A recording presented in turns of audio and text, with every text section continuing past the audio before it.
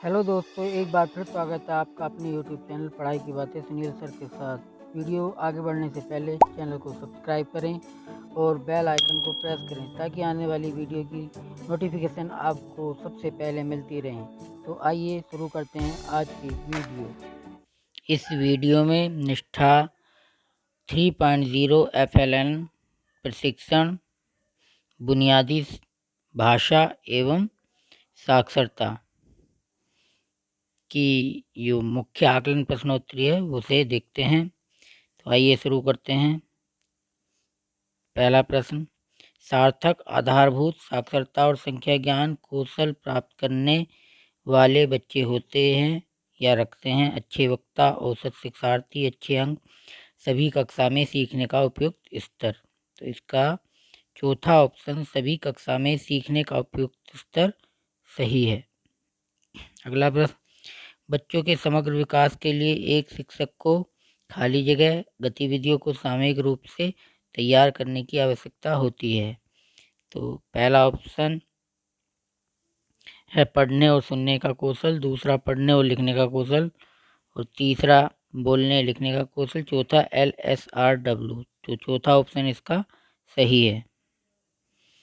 अगला प्रश्न, निर्देशित पठन क्या है?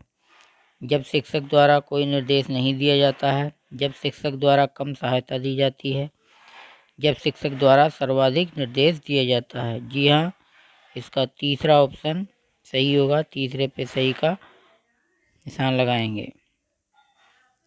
अगला प्रश्न, लिखने की प्रक्रिया पढ़ने के समानांतर होती है क्योंकि पहला ऑप्शन उबाऊ होती है, दूसरा इन्हें अलग अलग करके नहीं देखा जा सकता है, दोनों अंतर संबंधित हैं, दोनों अलग हैं। तो तीसरा ऑप्शन दोनों अंतर संबंधित हैं इस प्रश्न का सही है।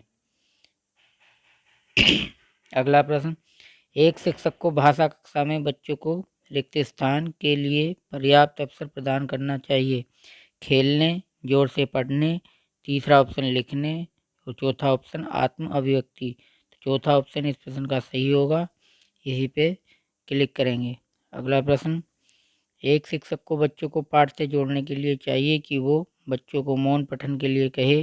दूसरा ऑप्शन बच्चों के साथ पाठ को जोर से पढ़े। तीसरा ऑप्शन उनके दैनिक जीवन से संबंधित परिचित संदर्भों पर बात करे। तो तीसरा ऑप्शन ही इसका सही आंसर है। तीसरे पे क्लिक करके आगे बढ़ते हैं। अगला प्रश्न है, भाषा का संज्ञानात्मक पहलू किस पर केंद्रित है? मानसिक प्रक्रिया और रणनीतियों पर, मस्तिष्क कोशिकाओं का विकास, अर्थ ग्रहण पर और सचेत रूप से पढ़ने पर। तो पहला ऑप्शन मानसिक प्रक्रिया और रणनीतियों पर इस प्रश्न का सही है। अगला प्रश्न, मातृभाषा है हिंदी भाषा।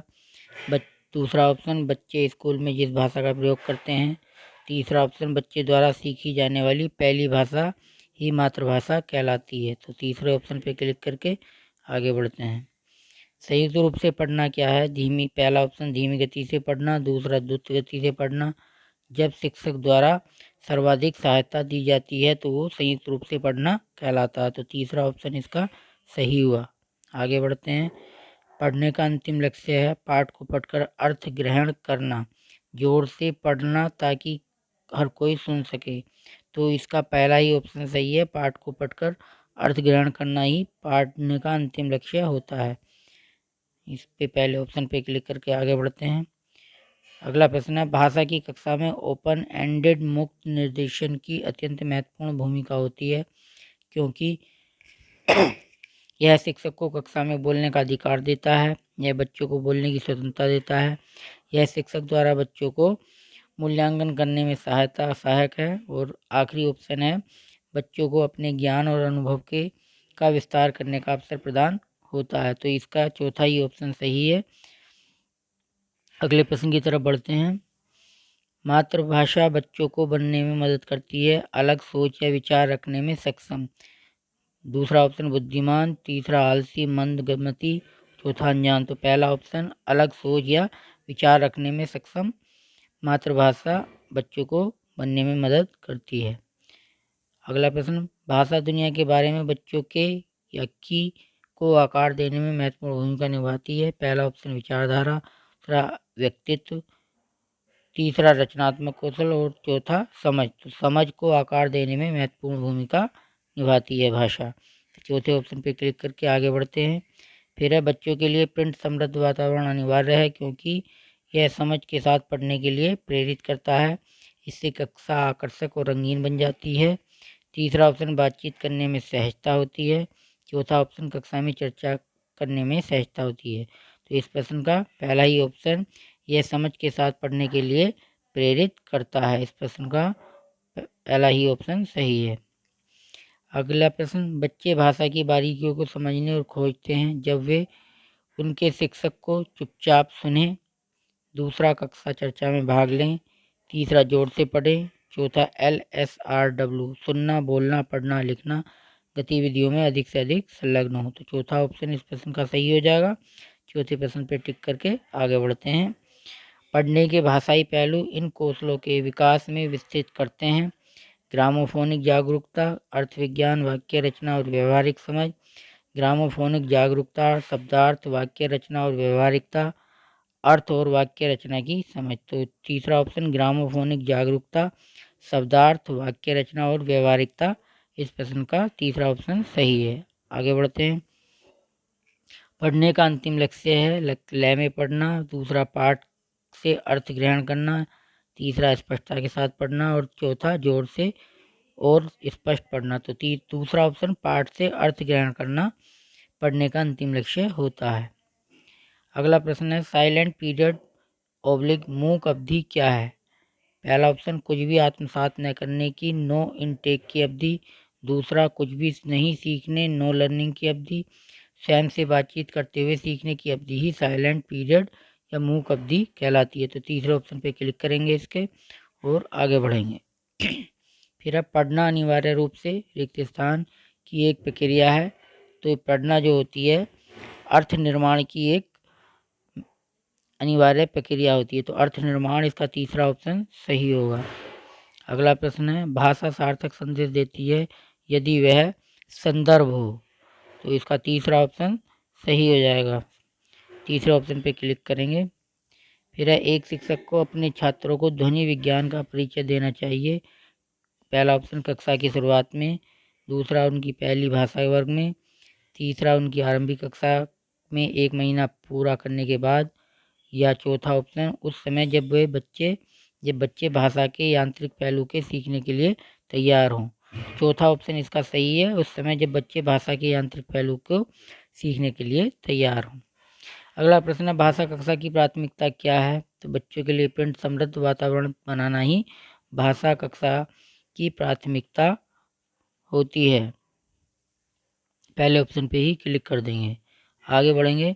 स्वतंत्र रूप से पढ़ना क्या है? शिक्षक द्वारा दिए गए अधिकांश निर्देश, शिक्षक द्वारा प्रदान की जाने वाली न्यूनतम सहायता ही स्वतंत्र रूप से पढ़ना कहलाती है। तो दूसरे ऑप्शन पे इसके क्लिक कर देंगे और आगे बढ़ेंगे।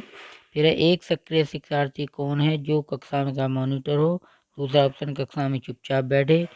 तीसरा ऑप्शन कक्षा की गतिविधियों में भाग ले या कक्षा का शरारती बच्चा हो। तो तीसरा ऑप्शन कक्षा की गतिविधियों में भाग ले वही सक्रिय शिक्षार्थी होता है। तीसरे ऑप्शन पर क्लिक करके आगे बढ़ते हैं।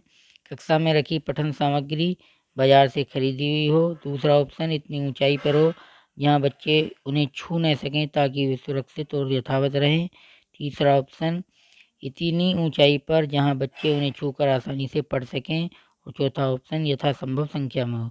तीसरा ऑप्शन इतनी ऊंचाई पर जहां बच्चे उन्हें छूकर आसानी से पढ़ सकें सही है इस प्रश्न का। तीसरे ऑप्शन पे क्लिक करके आगे बढ़ते हैं। अगला प्रश्न है, बच्चों के लिए प्रिंट समृद्ध वातावरण अनिवार्य है क्योंकि यह समझ के साथ पढ़ने के लिए प्रेरित करता है। जी हाँ, पहला ही ऑप्शन इस प्रश्न का सही है क्योंकि प्रिंट समृद्ध वातावरण समझ के साथ पढ़ने के लिए बच्चों को प्रेरित करता है।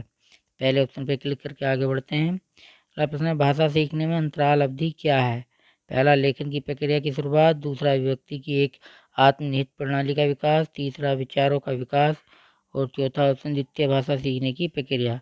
तो इसका दूसरा ऑप्शन अभिव्यक्ति की एक आत्मनिहित प्रणाली का विकास ही भाषा सीखने की अंतराल अवधि कहलाती है। अगला प्रश्न है, बच्चे की भाषा न केवल सीखने का माध्यम है बल्कि विचारों की अभिव्यक्ति, रचनात्मकता और नवाचार भी है। तो पहला ऑप्शन रचनात्मकता इसमें आ जाएगा।